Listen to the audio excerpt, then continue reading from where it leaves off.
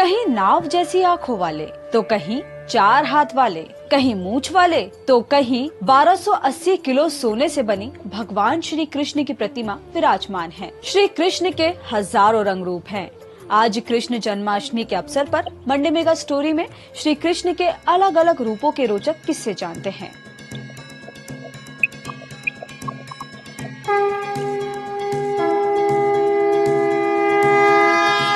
उत्तर प्रदेश के वृंदावन में श्री कृष्ण के कई मंदिर हैं, लेकिन यहाँ के बांके बिहारी मंदिर की अलग ही प्रसिद्धि है। यहाँ कृष्ण जी की प्रतिमा काले रंग की है और त्रिभंग स्वरूप में है, यानी उनका सिर, कमर और पैर मुड़े हुए हैं। यहाँ हर साल सिर्फ अक्षय तृतीया पर बांके बिहारी के चरणों के दर्शन होते हैं और बांके बिहारी के हाथ में बांसुरी सिर्फ शरद पूर्णिमा पर पकड़ाई जाती है। इस खास प्रतिमा का जिक्र 15वीं शताब्दी के प्रसिद्ध कवि स्वामी हरिदास ने किया था। ये प्रतिमा निधिवन में थी। 1864 में हरिदास के शिष्य जगन्नाथ दास ने बांके बिहारी मंदिर बनवाया और श्री कृष्ण की प्रतिमा वहाँ रखी।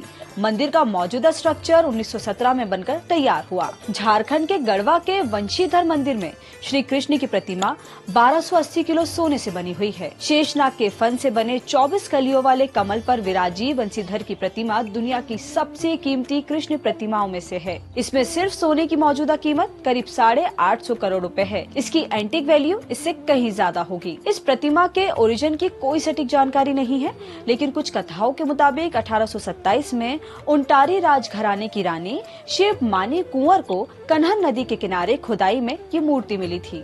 वहीं कर्नाटक के उडुपी में श्री कृष्ण मंदिर में भगवान के बाल रूप में दर्शन होते हैं। यहाँ कृष्ण सांवले रंग के हैं और उनके साथ गौमाता सुनहरी है। इस फेमस मंदिर को दक्षिण का मथुरा भी कहा जाता है। मंदिर में 9 छेद वाली खिड़की से भगवान के दर्शन किए जाते हैं। 16वीं शताब्दी में भक्त कनकदास को छोटी जाति का होने की वजह से मंदिर में घुसने नहीं दिया गया था। मान्यता है कि श्री कृष्ण ने मंदिर की पिछली दीवार पर एक छेद बनाया और उस दिशा में खुद का चेहरा रखा, जहां से कनकदास उन्हें देख सके। राजस्थान के नाथ द्वारा में भगवान कृष्ण श्रीनाथ के नाम से बुलाए जाते हैं। यहाँ श्रीनाथ मंदिर में श्याम रंग के कृष्ण ने बाईं हथेली पर गोवर्धन पर्वत उठा रखा है और दाएं हाथ की मुट्ठी को कमर पर टिकाया है। उनकी आंखें बड़ी और नाव की तरह है। उनकी दाढ़ी पर एक हीरा भी लगा हुआ है। यहाँ 7 साल के बालक के रूप में श्रीनाथ जी विराजमान है। इस जगह को भगवान का घर माना जाता है। इस वजह से इसे मंदिर नहीं हवेली कहते हैं। यहाँ अन्य मंदिरों की जैसा शिखर भी नहीं है। मेवाड़ के महाराजा राज सिंह ने 1672 ईस्वी में सिहत गांव में मंदिर बनवाया और वहां श्रीनाथ जी की प्रतिमा स्थापित की गई। ओडिशा में श्री कृष्ण जगन्नाथ रूप में पूजे जाते हैं। यहाँ जगन्नाथपुरी में श्री कृष्ण के साथ बलभद्र और देवी सुभद्रा भी मंदिर में विराजित है। यहाँ तीनों की प्रतिमाएं लकड़ी की बनी है जो अधूरी है। इन्हें 12 साल में एक बार बदला जाता है। यहाँ हर साल आषाढ़ शुक्ल द्वितीया पर रथ यात्रा निकाली जाती है। इस मंदिर को राजा अनंत वर्मन ने 12वीं शताब्दी में बनवाया था। वहीं गुजरात के द्वारका में द्वारकाधीश मंदिर में श्री कृष्ण की श्याम वर्णी चतुर्भुजा प्रतिमा स्थापित है, जो चांदी के सिंहासन पर विराजमान है। माइथोलॉजी के मुताबिक श्री कृष्ण के पोते वज्रनाथ ने ये मंदिर बनवाया था। कुछ ऐसी ही अनोखे रूप में यूपी के मथुरा में बाल गोपाल विराजमान है। मंदिर में राधा और कृष्ण की बड़ी प्रतिमा भी स्थापित है।